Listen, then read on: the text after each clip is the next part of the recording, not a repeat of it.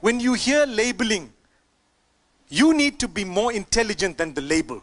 You need to rise above it and tell yourself, whatever good is coming from this person, I will take it. Whatever bad is coming, I will discount it. The reason is, even if you belong to one group, it does not mean the ustazas of your group, everything they say is right. They will also say wrong things. You will have to pick it up. And it doesn't mean that there is a Christian across the road so they cannot teach you something good. I have had people who taught me mathematics and geography and biology and sociology and English language who were Jews and Christians and Hindus and people who belong to other faiths. I took from them whatever I had to and I left whatever I didn't. And as for this statement, take the good and leave the evil, this opposes the ijma' of the Salaf, the complete consensus of the great Imams of the Salaf. Without a shadow of a doubt, consensus of the Sahaba. No such thing as taking the good and leaving the evil from the people of bid'ah. You leave them completely and you do not approach them. Abdullah ibn Umar said about the Qadariyah, even though those individuals that came to him, they said to him that those people, that the place that we've come from in Iraq, that they possess some knowledge, but they have spoken and they deny the pre-decree of Allah. So Abdullah ibn Umar, he didn't say take knowledge from them and don't discuss pre-decree with them. He said tell them and inform them that that Abdullah ibn Umar is bari, that Abdullah ibn Umar is free and disassociates himself from them. And they are disassociated from me.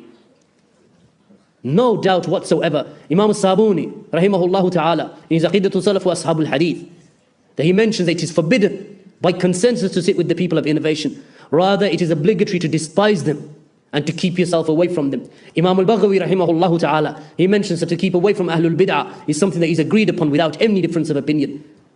And those people who say that we will take the haqq and will leave the evil, that I will sit with the people of truth and I will sit with the people of falsehood. Sufyan al-Thawri, he said this person doesn't know truth from falsehood. When Layth ibn Sa'ad, he said that if I see a person, he said, Wallahi, if I see a person of innovation, even if I see him walking on water, I wouldn't take knowledge from him. So he was said to Imam Shafi'i, this statement, he said he has fallen short. Indeed, even if I saw him flying in the sky, I wouldn't take knowledge from him.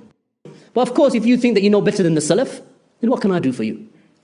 I will take the good, leave the evil. Who cares about the Salaf?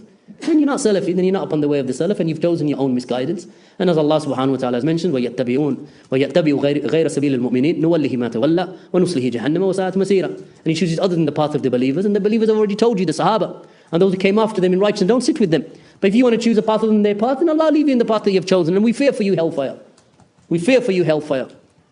You don't know good, and you don't know evil. So how are you going to decipher between the two anyway? Muhammad ibn Sirin, some of the people of innovation came to Muhammad ibn Sirin and they said to him, we wish to talk to you. He said, I don't want to talk to you. They said, let us then recite something from the book of Allah to you. He said, either you will get up and leave or I will get up and leave. Muhammad ibn Sirin didn't want to hear them. And what were they going to do? Recite the book of Allah. Is there any falsehood in the book of Allah? Nothing of falsehood in the book of Allah. He wouldn't even hear the book of Allah from them.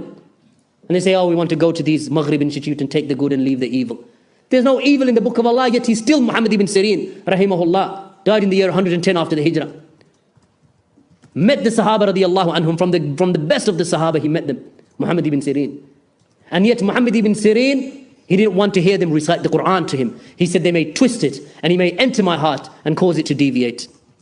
So who are you? How do you know the good that you think is good is good? It might be bad. And if you open that door like that to the awam, to the general public, then that means you take from anyone.